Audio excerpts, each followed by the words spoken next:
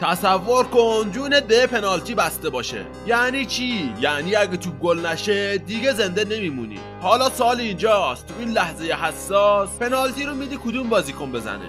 شماره 10 سرخیو راموس، مدافعی که همیشه با خونسردی زده. 9 ارلینگ هالند، ماشین گلزنی که رحم نمیکنه. 8 لامین یامال، جوون آینده‌دار بارسلونا. 7 کیلیان امباپه، سرعت و تمرکز در یه قاب. 6 محمد صلاح، فرعونی که همیشه قابل اعتماده. 5 نیمار جونیور، استاد تکنیک و پنالتی زن خونسرد. 4 زلاتان ابراهیموویچ، مردی که میگه من هرگز اشتباه نمیکنم. 3 رابرت لواندوفسکی، نابودگر دروازه ها. شماره 2 لیونل مسی، جادوگری که توپ رو رام میکنه. و اما شماره 1 کریستیانو رونالدو، سلطان لحظه های سرنوشت ساز. انتخاب تو کدوم بازی کنه؟